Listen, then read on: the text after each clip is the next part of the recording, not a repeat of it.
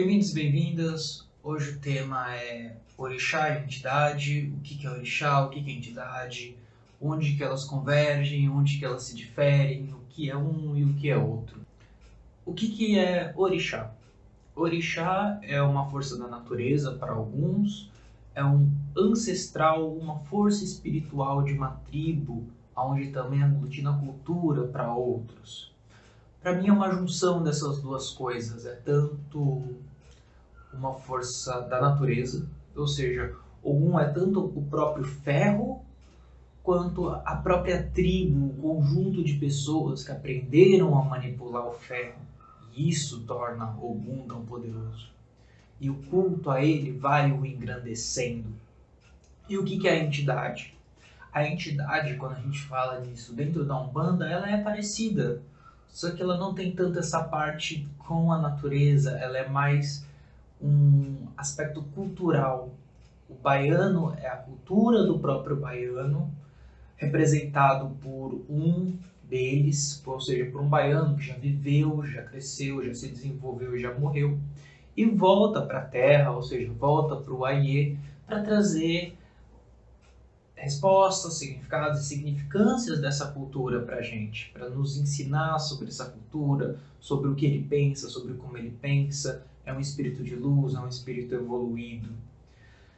Olhando por essa ótica, é possível acreditar que a entidade brasileira é um orixá que começa a ser cultuado, porque para o Yorubá, o tempo de culto, o tempo que a gente cultua, que a gente se dedica, a quantidade de oferendas que a gente entrega, inclusive a oferenda maior, como eu já falei no vídeo anterior, para mim é o tempo. Então, o tempo que a gente oferece para o orixá dá força para esse orixá, faz com que ele se torne maior, mais forte. Então, pelo olhar do candomblessista, o tempo de culto que se tem um orixá é muito maior, é muito mais vasto do que o tempo de culto que se tem uma entidade. O que não significa que a entidade não tenha sua força, não tenha seu poder, não tenha sua significância, até mesmo para uma pessoa que é do candomblé. E o que é? Quais são os orixás?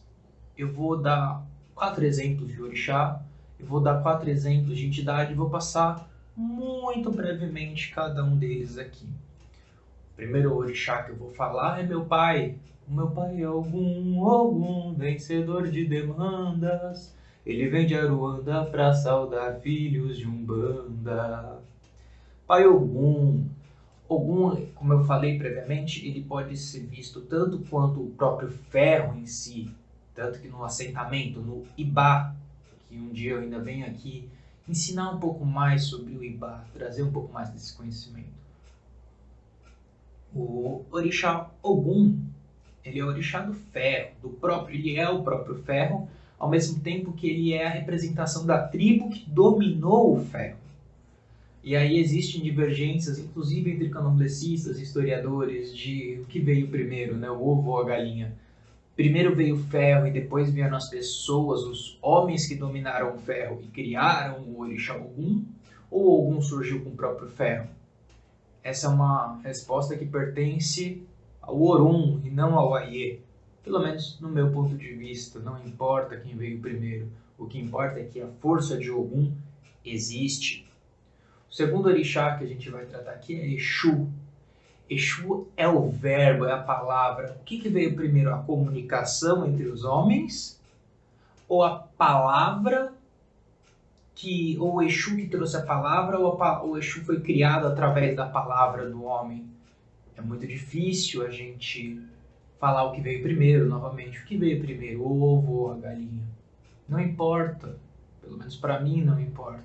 O que importa é que a própria palavra é Exu. E a palavra, a gente sempre tem que lembrar que ela pode ser traiçoeira. A palavra que abraça é a palavra que mente, é a palavra que faz amor, é a palavra que faz discórdia. Mas Exu é a própria palavra e tudo que vem com o decorrer da palavra. Iemanjá, deusa da água. Iemanjá é a própria água? Ou ela vem enquanto a gente consegue dominar a água e dominar a pesca, e isso nutre, inclusive nutrindo a própria terra? Não importa. E Oxum, que também é água, mas água doce.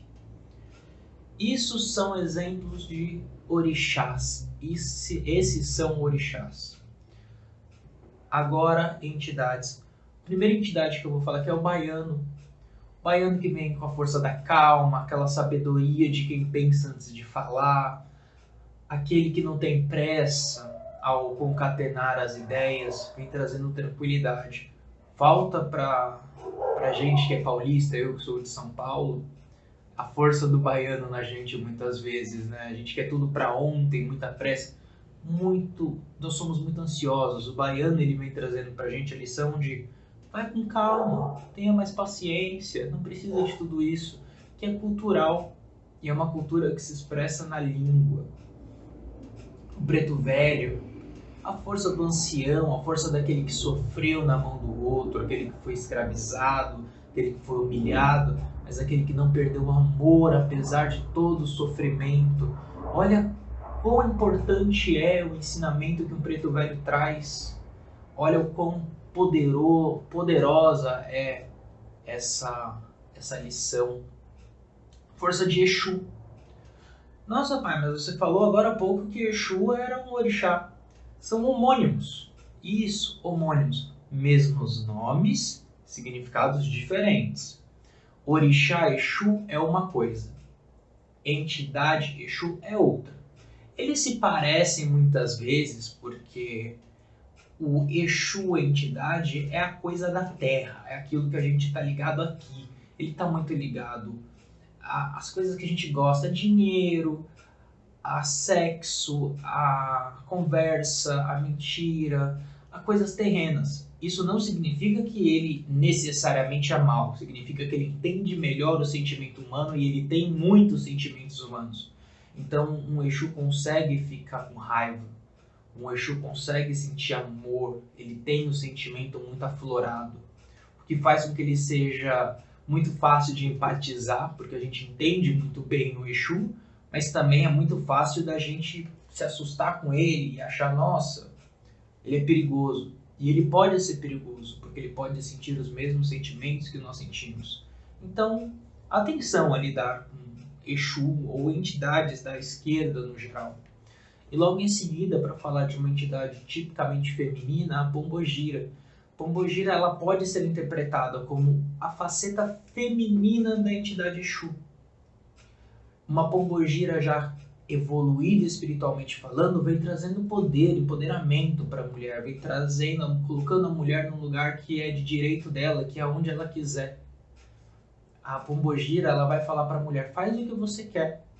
Tem que tomar cuidado também, porque de vez em quando elas exageram um pouco e faz com que passem por cima. E a ideia não é ser além do homem, é estar em pé de igualdade com o homem. A pombogira ela não é acima de Exu, e Exu não está acima de Pombogira. É colocar o homem e a mulher em pé de igualdade. Nomes diferentes, forças iguais, mas com foco, com objetivos diferentes, por assim dizer. Recapitulando, Orixá está muito mais ligado à força da natureza, embora também esteja ligado à cultura. A entidade está ligado diretamente à cultura, embora também esteja ligado com a força da natureza. A maior diferença na minha concepção, e isso é a minha concepção, é o tempo de culto. Tendo os orixás 7.000 anos ou mais, mas a gente consegue traçar 7.000 anos atrás, enquanto as entidades, que são entidades brasileiras, começaram, não é que elas existem há pouco tempo, mas elas começaram a ser cultuadas rotineiramente há pouco mais de 100 anos. E algumas delas há muito menos do que isso. Então, se o tempo de culto infere poder, para mim o orixá tem mais poder que a entidade. Está acima da entidade. Mas não quer dizer que a entidade não vá chegar lá também. É apenas uma questão de tempo. E tudo o que eu falo, eu coloco o tempo. Porque para mim, para Victor do Ogum, o tempo é a maior dádiva que Deus nos deu. Axé a todos, até a próxima aula, até.